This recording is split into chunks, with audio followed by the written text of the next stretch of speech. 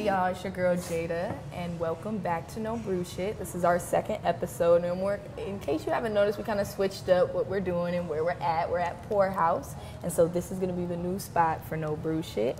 And before we even get started, I'm just going to let you guys know what I'm sipping on. So I think it's like a pumpkin pie latte. It's really good, so if you guys get the opportunity, go ahead and try it. Well, unless you don't like pumpkin pie, then I guess you ain't going to like it. But anyway, so today we're talking about sex culture. I don't know if you guys have had the opportunity to see this video or interview that A$AP Rocky did with Angie Martinez for her, I believe it's Untold Hip Hop Stories. And on this specific episode, he talked about a lot of things, but one thing he brought up was this sex addiction that he said that he had since middle school. And I thought it was really interesting just to start this conversation about how do we look at sex culture and how is it different for us as millennials versus how it was years back.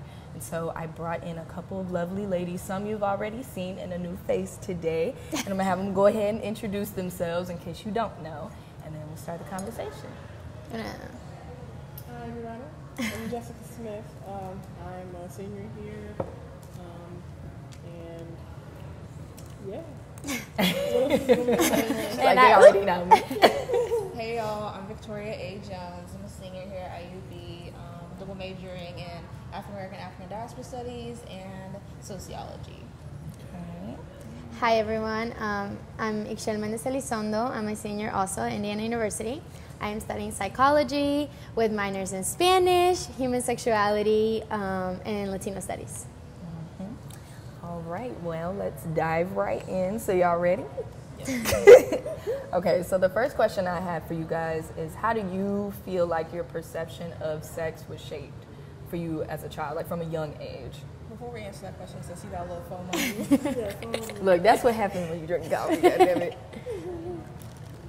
As a child. So, you know, from a young age, how was your perception of sex first formed? Like, did your parents have a talk with you about it? Was it something that you saw via, like, entertainment or media or anything like that?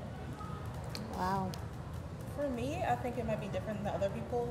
Like, my sister actually gave me, like, the sex talk. What? Yeah, like, my mom didn't give the sex talk to my sister or to me. My sister's like, look, somebody needs to explain to you what's going on. Mm-hmm. So, like, what I really appreciate that she emphasizes the importance of consent. Like, at any moment in time, like, yeah, she's like, okay, so it comes for Christian households. So, like, as well, like, wait till marriage, like, we don't, like, use condoms. And, like, at any point you feel like you don't want to do this, even if it's, like, he into you or whatever, you feel like you can stop. So that was really important to me, that expressing consent, which is something that we need to express more, and people need to understand that consent is necessary. Right. Yeah, absolutely. Definitely. And I feel like it's cool that you had somebody. Well, how old, like, what's your guys' like age? Well, we're 12 years apart. Oh, 12 years? Yeah. I mean, even then, it's kind of nice to have, like, a younger person besides your parents kind of talk to you about it. Yeah. Do you feel like... How old were y'all when y'all had the talk? I don't remember. I was 10. You were 10? I got my period when I was 10. What? So I needed the talk. Yeah. I feel like that's when my mom was like, Yeah. like, I need to tell her what could happen. Right. That's when we had the talk. But my mom's very open-minded, so it was like an open discussion. Like, nothing was off the table. So I'm really grateful for that because I understand, like, some parents aren't like that. I just think it's like her background. She's like very liberal and vocal about stuff. But my dad, I've never talked to him about anything like that. Like, See, it was a different experience for me. Like, my mom and I, we just never had the talk. We didn't even talk about, like, when I got my period, I cried. Because I was like, I didn't know what to do. Like, that was a conversation we hadn't had. So even the sex talk, we didn't talk about stuff like that. I think where I really, it's a bad place to get your information from, is my friends. oh no. Like, seeing what they were doing, what other people were doing. I feel like that kind of can shape, like, a negative idea about sex. And getting involved with people. Yeah, so that's kind of where I was learning stuff from. And I really, but then again, I don't know. I mean, I think I don't remember though. I think that I heard it talk, but it was probably with my mom. But I just know my dad was just like he's like, you know, he's just like, don't let nobody take what you have, all right? Like, that's Your just flower. Like, the end of it was like, you know, like, don't let nobody take that from you if you don't want that, you know what I'm saying? So we never had that conversation, but I don't know, just because of the area that I was in, but I learned from, not really friends, but I just learned based off of what other kids were doing, because, like, the kids that I was around were fast, like in first grade. Oh, ma'am. Okay, what? So serious. Where'd you grow up? It was in Indy, but in first grade they was doing things, and I was just like, what are y'all like? What are y'all doing? Scratch his head. Yeah. In first grade? Yes, in first grade. That's what I'm saying. That's why I think like in our age, things just escalated, and I don't think that those people's parents had any type of talk with them. Yeah. Right. It started me off really young, saying, you know, like, if you don't feel comfortable doing that, don't do that, and you probably shouldn't do that at this age. Don't be fast. But I don't think anybody else's parents were saying that.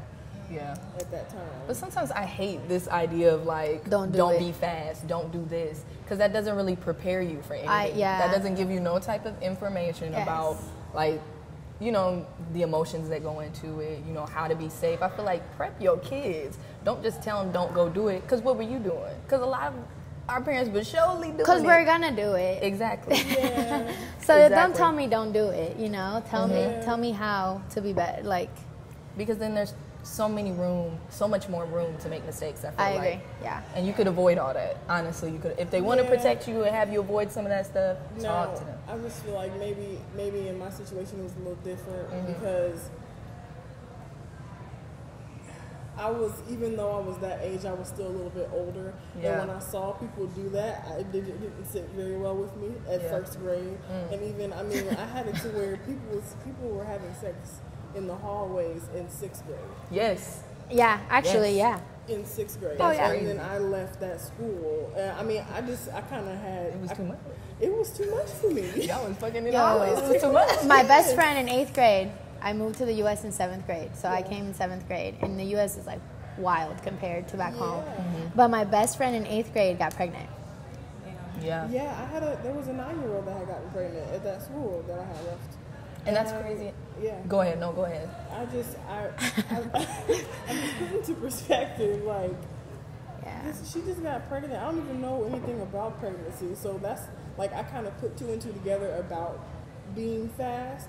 That's all my parents had to tell me, because I mean, I know that, like, you know, when somebody tells you not to do something, you're more intrigued to do it. Yeah. But I was a scaredy cat when I was a child. And so when they say don't do that, I don't need no more explanation for my personal you know, experience. I don't need any extra explanation. They say don't do this. All right, I'm not gonna do it. And then I see what happens when you do that. Yeah. You get pregnant at 9. I think that's interesting you say that too, like when you said it creates this kind of conception about other people too, because I think like in 6th grade I remember that when I hear you hear about girls that are doing sexual things at this age, and so boys, and then I think the reason I'm focusing on girls a little bit too is because of course there's that double standard there, and I see that even in your youth. Like, what boys were doing sexually was not as talked about in school as it was when a girl did something. And then you start already having these ideas of, oh, she's fast, she's a hoe, she's this, she's that, when you really don't even know. Even if it's just somebody who happened to get pregnant, you really don't even really know the circumstances of that. And then you're basing something. Yeah. Especially basing it off of age, and I'm thinking, well, a 9-year-old got pregnant, so what's going on at the household? Exactly. Because I remember being young and being in 6th grade, and if I saw somebody that was pregnant and having like a judgmental attitude about it as a young kid, like, why am I thinking like that? Yeah. You know, where does that come from? Sure. I mean, honestly, we still do it now. Yeah. Like, if one of your classmates pops out pregnant, you're like... And even at the age that we are now... You gotta check yourself. Yeah. You don't know what's going on in somebody's life. That might be what they wanted. True. Yeah. At this age, especially at this age, I just feel like you shouldn't be so judgmental about it. Yeah. And I feel like that's, I mean, even when people say like they're carefree and like they like, you know, everybody's so free spirited, I feel like that's really not the case. They want to put on that facade to say that they're free spirited and they don't really care about what people do and what people shouldn't care about what they do. But at the end of the day, like, I feel like everybody in our age group are the most judgmental. They are. That's fair. Yeah. They are. And I think sometimes people kind of just are followers. They go with what idea seems the best and what everybody else is saying. Yeah. Especially like when you look at Twitter, people are sheeple folk. Like especially when it comes to something like this, like sexuality, I think people just kind of go along with what sounds good. You know what I mean? I don't know if you guys have noticed that at all. Yeah. And that kind of brings me into media and how that plays a role. Do you guys feel like any type of media in your life, like entertainment media, has kind of shaped how you look at things, besides like that personal view of family and friends? For sure. I would say, like, growing up, I think that media has definitely let go of a lot of restraints and is allowing much more to be seen. I mean, like a PG, you would see things that you probably would see in a PG-13. Yeah. And it's now considered, like, normal. Yeah. But I think that having those barriers was necessary because now we have people in our age group running rampant. Yeah. I think it's just more accessible now. Like, if you want to see porn, you can go on Twitter and find porn if that's what you want to do. Yeah, I think it's just more accessible. I mean, she said no. She said what? Just type in 18 plus on Twitter and it's there. That's true. NSF Twitter or NSFW, not safe for work Twitter. Yeah. Right. Those are those accounts where people, and you make money off of it, and that also comes into sex work, and it's a job, Right. Yeah. I know a couple of people that are sugar babies, and it's like a very open thing, and I love it. I personally think that it's good that we're moving away from like media being so restrictive, but it's also like media shaped my sexuality in a way where I am a Latina, so like there's always this image of like us having to be spicy and like very fetishized, very extra, and you all as Black women know that, the exotic look, the thing. So it's like, I feel like when I first started having sex, I always had to be like, oh, like the freak, you know what I mean? And I was just like, dude, it is what it is. Like, right. You get what you get. You know what I mean? Yeah. Like, you don't have to be this image, and I feel like that really did shape me, and I had to make a conscious effort to move away from that. And that's crazy. You have to make a conscious effort to just do what you want to do. Exactly. Right. And that's what's sad. And check people on it, like, whenever they say something stereotypical, you gotta check them. Call them out. So if you feel like it, because some days I'd be like, you know what? Let it go. I don't got the energy to be woke today. Yeah. I don't. I'm like, I'm tired. Yeah. I'm tired of y'all being dumb. I'm just like, sometimes. this is just me. Yeah. Like, sir. Yeah. But yeah, I think even as a Black woman, like one thing I feel like I struggle with, it's like that Jezebel stereotype that we always talk about, where you're already hypersexualized. So sometimes, like you said, you make a conscious effort to kind of shy away from, showing sexuality or showing how you feel about things like that. Especially when I look at other Black women in my life, like my grandmother and stuff like that. That's not really something that, I don't know, it's like owned, you know what I mean? Or something that she necessarily always talks about, something that she kind of shies away from, I feel like. Her sexuality? Yeah. I think for me it's opposite. My grandmother, she's like the person I got it. Literally at the dinner table be making sex jokes and whatnot. I was like, okay, grandma, what up? Like, you do you, but we just met these people today. We're trying to have some dinner with them. We just met this couple. Like, we can, not talk about sex. Yeah. I think as far as media, what's really like inspired, like influenced me is like music videos. So I think different from like obviously from like being a kid to being like I guess an adult technically now is like seeing like how women are portrayed. So like before, like growing up a Christian like background, you see like the hip hop videos are like, oh, don't be a video vixen, don't dress like that, don't be like that. And now that I'm adult, I'm like, I can be a bad bitch if I want to. Okay, I can dress a certain way, I can walk a certain way. It makes me feel more empowered. So people think that like, okay, so yes, like we're objectified and whatnot, but also like I have the autonomy to choose what I want to wear, what I want to say, how I want to portray myself. So for me, like it's empowering because like sex is a type of power. So whether it's like, I don't know, good sex or like bad sex, it's like a transfer of like power. So That's like true. being like aware of that and acknowledging like you have your own power. So I think that's like cool that we can watch videos like that and see that, like see women in power. All right, you guys, we're going to take a quick sip and then we'll come right back to you.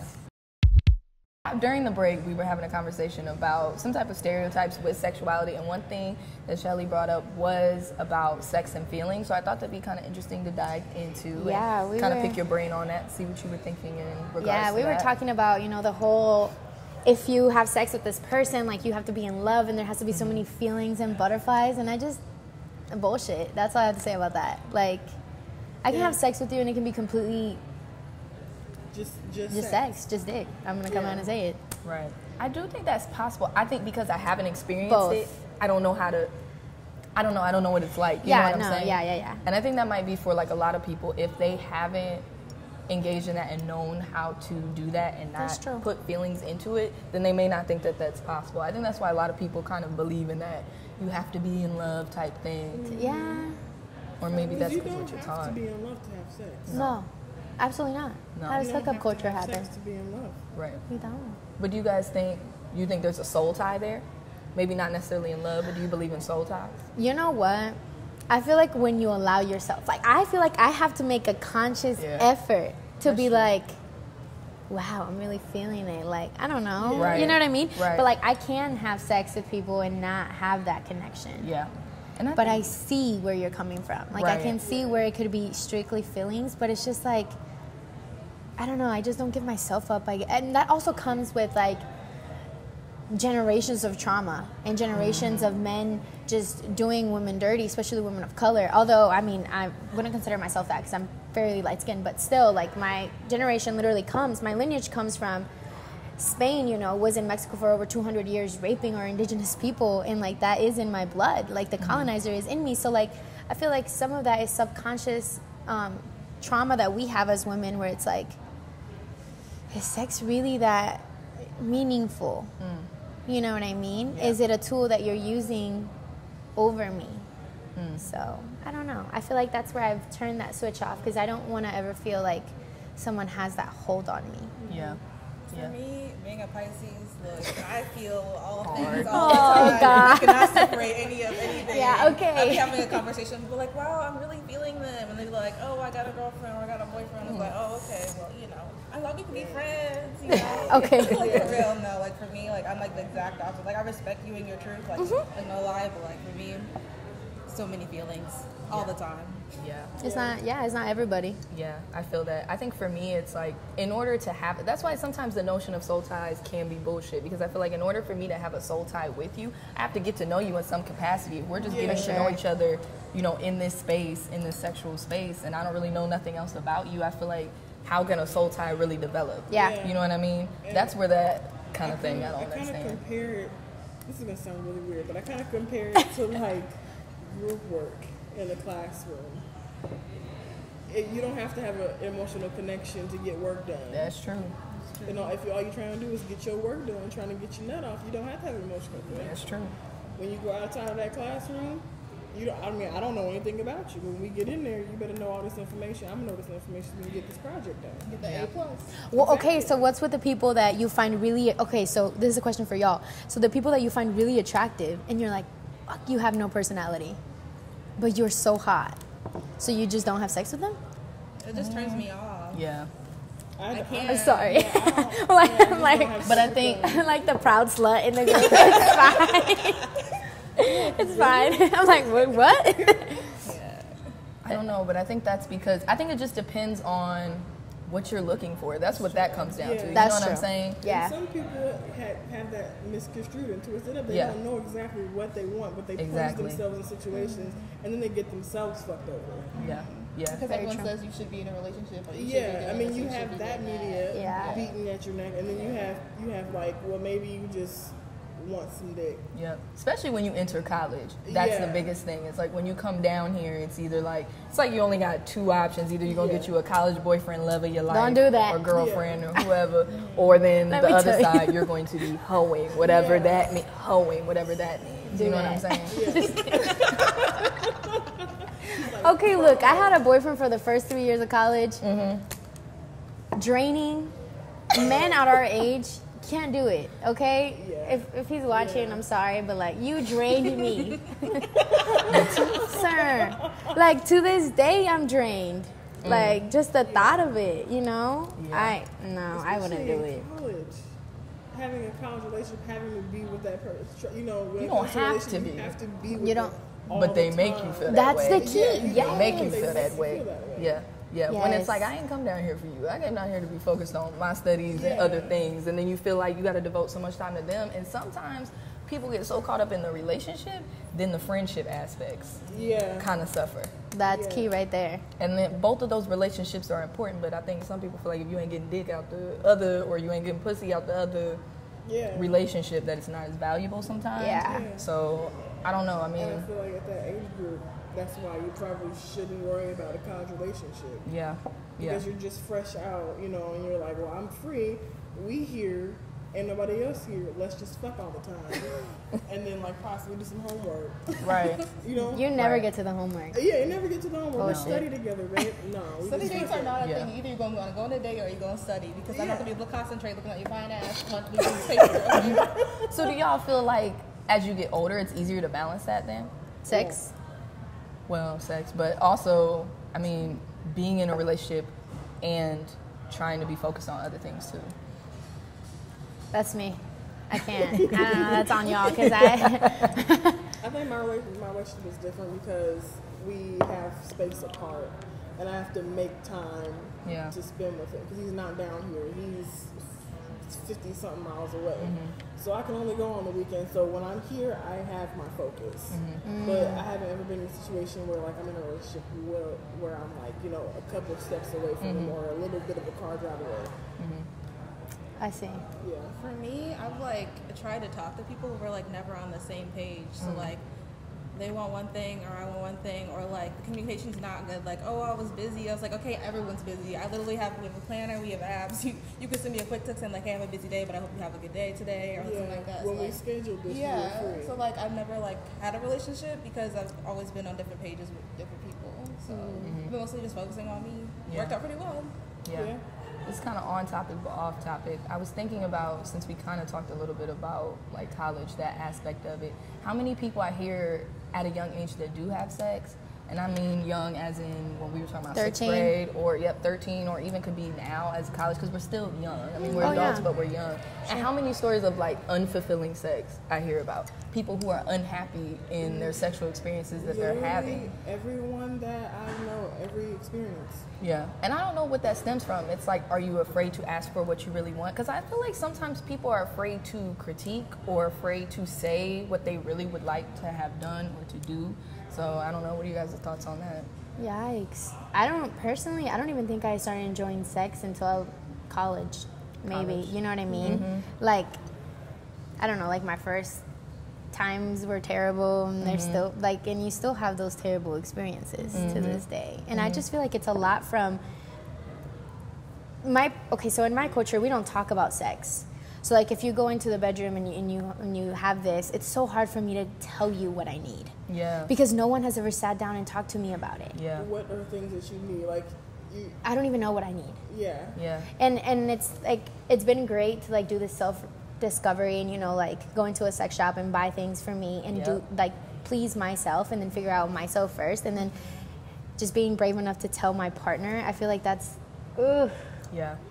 Yeah. It's like hard. It is hard. I would like to sit here and say that I do it, but I don't. Really? I feel like I just do what you know what I mean? Whatever comes. Yeah, and I'm like, I like this, okay, but now I don't sit down like this, and I feel like that should be a thing. It should be. Right? It feels Socratic seminars about what you need. Okay.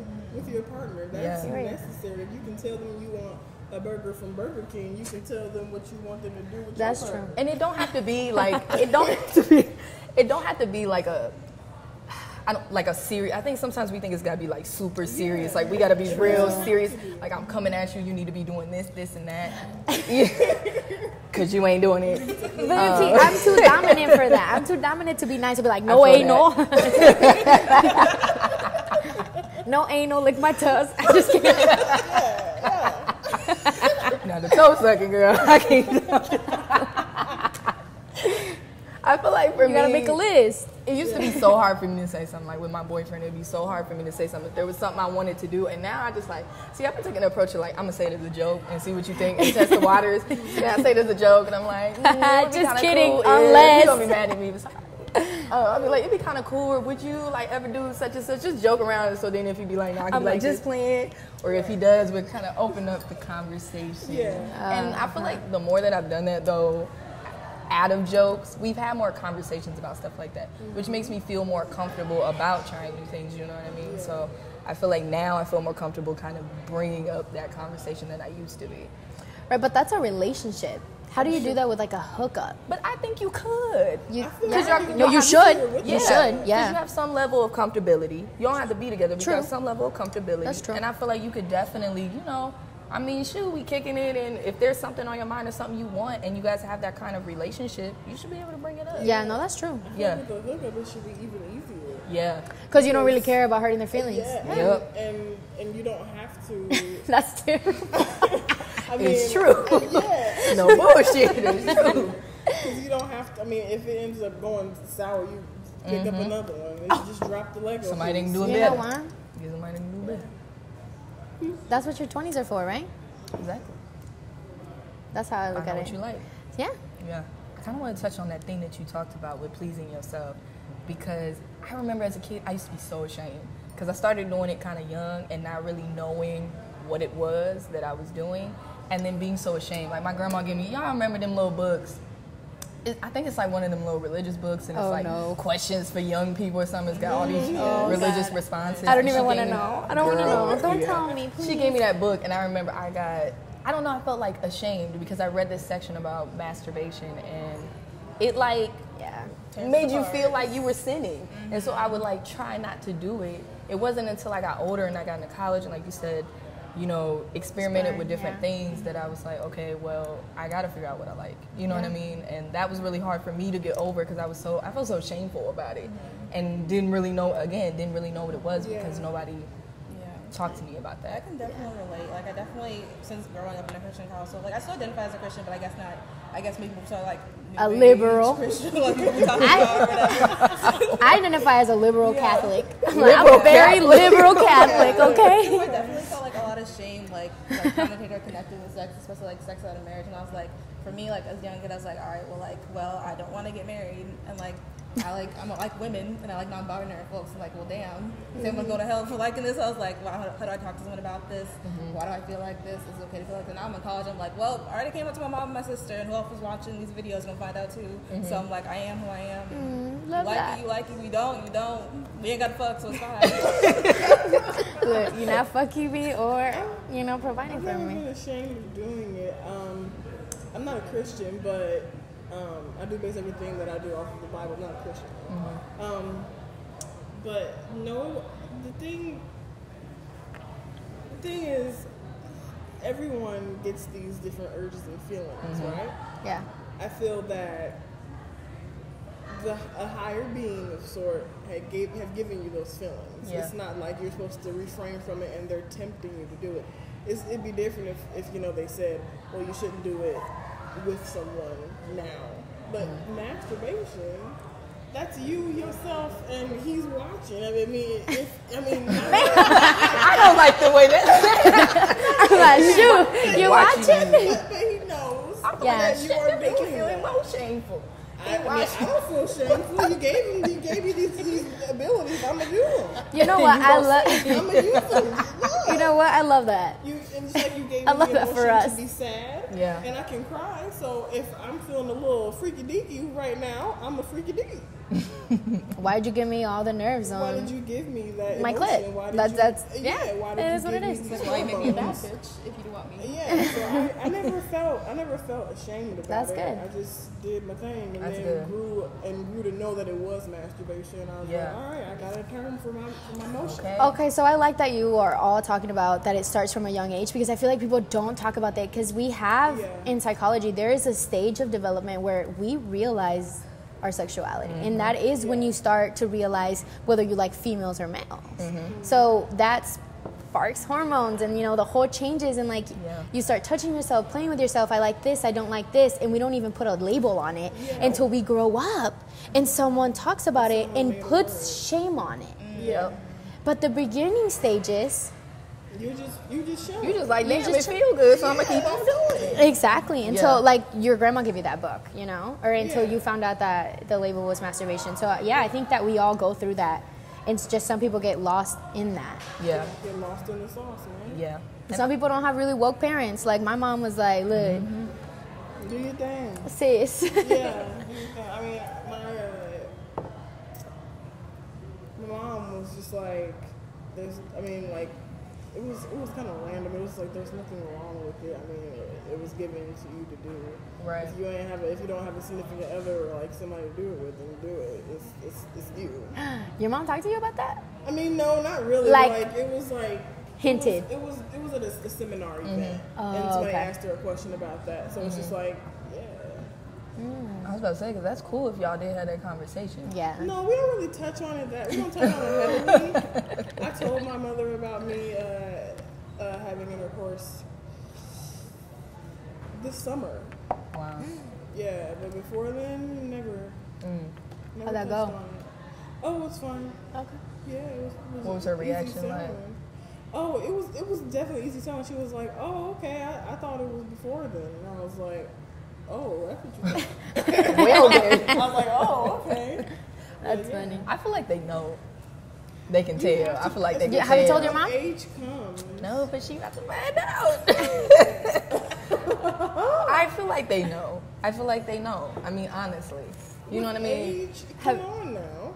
They kind of hint around it by saying, you know how parents are, they hint around it by saying certain things like talking about birth control more, talking about this, talking about that, you know, hinting at certain things like that. So I feel like they know. I straight up told my mom. You do? Yeah. My grandma asked me about anal the other day. Yeah, She did? She did. See, your feelings very vocal. We're not Because of my major, it's literally human sexuality. And I was talking to her about it, and she's like, "What is this whole anal thing?" And I was like, "Okay, we're talking about this." No, she was like, so I just like talked to her about it. So yeah, that's just the family I come from. So. But I think that's cool. That On my y'all are mom's open like side, that. my dad never. Yeah.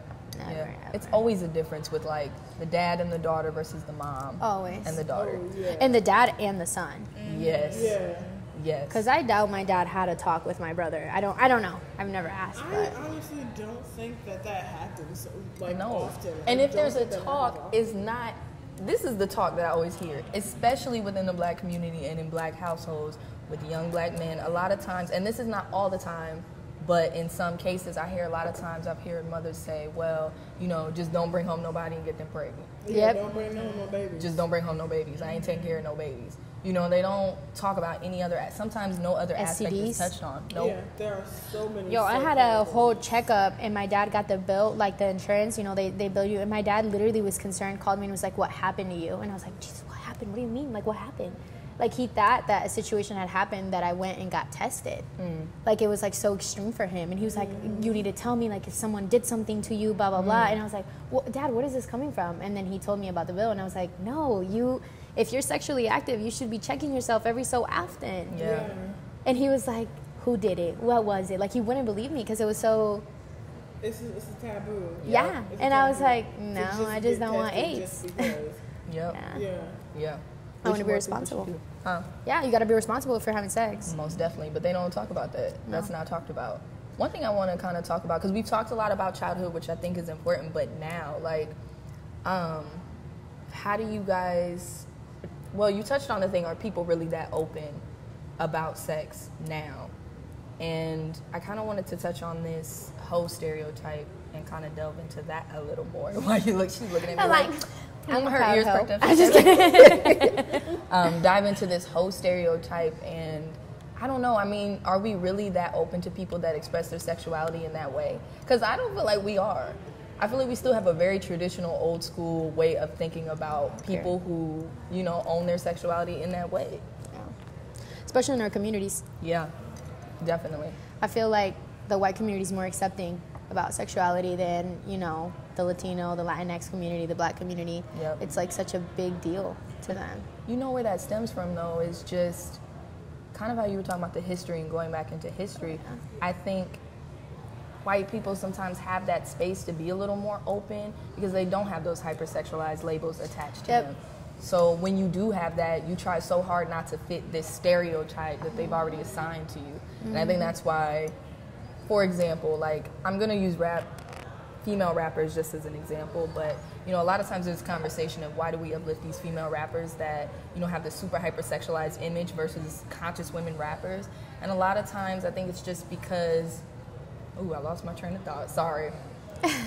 I think people sometimes get mad that these hypersexualized women are put on a pedestal, but Dang, I lost my train of thought. No, I see what you mean. Like, they're important for the power that you were talking about. Yeah, but I think that makes people uncomfortable because they feel like, well, why is this the only image that's kind of glamorized and looked at, you know what I mean, compared to this other type of woman? To, like, the regular woman, the one that's not famous. Yes. Yes. That's one that I would like to advocate for, because I feel that the hypersexualized female rapper is the only thing that I see now. Yeah. And I see that's what everyone is trying to aspire to be. Yeah.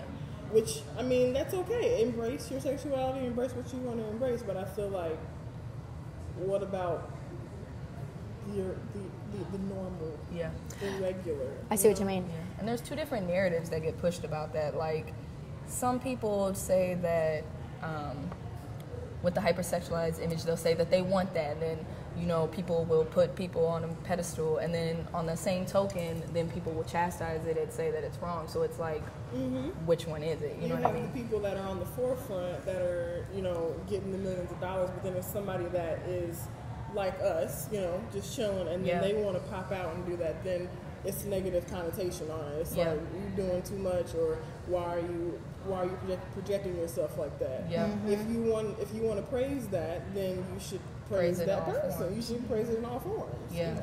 Yeah, definitely. I agree. Definitely. So there will be times like where I'll go out like to parties or bars or something, like I'll dress like, you know, I'll be dressing bad, you know, like I want to look like an Instagram baddie, I want to look like bad bitch. Then people like, it's something weird to happen to me. People want to judge me and say, well, that happened to you because of that. Like literally going to parties or like where the frats will act a certain way, like, well, you shouldn't have dressed like that. I was like, bitch, how the fuck you gonna tell me not to dress like this? Like I look good. Like doesn't mean he has an excuse to treat me this way. Yeah. Out of pocket. Yeah, definitely. I don't know. I kind of feel like. Again, I mean, that just kind of goes back to what we're talking about. People are just not as open to sexuality and expressing that as people say they are. No. Yeah, no, they're not. I mean, and then, like, people use different media outlets. Like, Twitter is where people can go loose, but then in the real world, they try to be modest and try not to show how they actually, you know, how they actually present because themselves. of other people. Even though those other people can see it. On Twitter. Yeah, it's weird. Yeah, even though they can see it, and they might retweet it with you, but if you actually perform that and walk that way in real life, everybody just looks down on you. Yeah, that's But true. I think that's more a testament to how uncomfortable they are. Because people get real uncomfortable when they see somebody doing something that they wish they could do. And I think... That's that on that. Yeah. I think that's why there's such a... I don't know, and that goes back to what we were talking about with, like, your background and stuff. They may have been raised, you know, a certain way to where they felt like they can't do that. You know what I mean? So. Yeah, I definitely think that a lot of work needs to be done to move away from the way we see sexuality. Yeah. I definitely feel like it's made a lot of progress. Oh, for sure. We're still not there. I don't know. I just, like, I hope that one day we can see, like, someone in booty shorts and, like, not be weird about it. Right. Yeah. You know what I mean? And people of different genders wearing booty shorts. Boys wearing booty shorts. Yeah. Boys. Right. Or if you, I don't know, like when I go to class, I'll go to class like this. Like I will dress up, get my makeup ready and stuff, and people will literally be like, "So you like always dress up for class? Like you always?" Yeah. It's not dressing up, dude. Like I just put clothes on. Yeah. I like feeling good about myself, you know, and it's not about anyone. Nobody. Yeah. So I wish we could move away from like, I don't know, just like those ideas of what we should look like in the scenarios we gotta be in. Yeah. Obviously, I'm not saying go to work in lingerie, but you know what I mean, like. Yeah. Go to the coffee shop in lingerie. I think that just starts within the home. Honestly, that just starts within the home and starts with the youth, the younger people. I mean, I think our kids are gonna have a different conception of sex versus, you know, our parents and our grandparents, just because the way we already think. So I think we can start, you know, moving in that direction by talking to our own kids about stuff like that and having these type of conversations with them. I think that's the way you get around that. Now, do you think that when we or the children that are going to be born after us, do you think that it's going to be like even easier for them to gain a sex addiction just because of how everyone is now even more open about sex? Because if people are more open about sex, that just opens the door for them while they're even younger. I mean, I feel like No, because I think sometimes even a sex addiction can develop if you're suppressing those type of things, you know what I mean? Because then you might explore it and then you really like it a lot, and so then you overindulge. So in an unhealthy way. Yeah, so I feel like either way, it could be, I feel like either way, it could turn out that way. I think, but the way to prevent that is to have that conversation. Yeah. Because if they're only seeing one type of image all the time or given misinformation from all these other sources, you've got to have something to counter that. You know what I mean? And I feel like that's how you kind of get around that, in my opinion. I feel like in an ideal world, you know, our kids will have the information to be able to explore without overindulging in a healthy way. Yeah. That's what I say. And the comfortable space to be able to say what they need and able to express to their parents, or I don't want kids, but y'all kids can express to y'all. We be having a lot of people that don't be wanting kids. I'm having kids. Same. I think when just comprehensive sex ed, like in general, like it's yes. difficult though too, because people at home, like your family, are like, oh, that's what the school is for, and people at school are like, oh, it's for your family, but then nobody's telling anybody anything, and we're getting all this bad information from friends that really don't know nothing about nothing. Twitter. When you have to get your information Porn. from porn and you have to get all your information from porn and friends that are the same age as you. You don't have anybody with experience possibly. Yo, and porn is awful. Yeah. Awful to women. Yeah. Definitely. And I feel like, I don't know, with porn, you just have unrealistic expectations that then develop from that. And it seems like no matter how many times you say that, that expectation is still going to be there. Yeah. Yeah. That's why you got to let people know. You know what I mean? I'm not about to do that. I'm not doing that. The cream pie, squirting, that's not... Come on. Yeah. That's special effects. Yeah. Right. Smart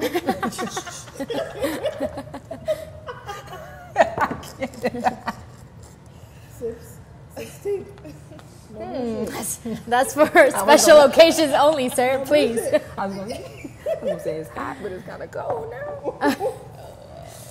But definitely high expectations, unrealistic expectations for sex. Yeah. It's literally just sex. Period. People just need to realize that. If you add emotions into it, because Cool. you have an emotional connection, then yes. But people need to just realize literally sex is made for reproduction. Yeah. In the first place. It's now people put that on the back burner and just use sex as the word instead of reproduction. You're trying to prevent what it's made for when you pull. You're pulling out. You're using contraception because you don't want that to happen. But that's what that action is created for. I would argue it's for pleasure. I mean, it's good that it has pleasure because then you would look around and say, you would look around and just be like, I don't feel like fucking. I don't feel like doing that right now. But because it's pleasurable, it makes you want to do it. Yeah. Anybody else got any lasting thoughts? I love sex. Sex is amazing. Period. I'm so glad. That's all I have to say. I can have sex with all the time. Victoria, anything you want to add? I mean, I just want to say shout out to all the queer people out there, and that's all I gotta say about that. That's the best sex. If you know, you know. I want to thank my lovely guests for being here, and I want to thank you for watching. And I don't want to say stay tuned next week because I don't know when this is going to come out, but stay tuned for the next episode. It'll be about stan culture, and so I think it'll be really exciting, and I can't wait to talk to y'all again. Bye.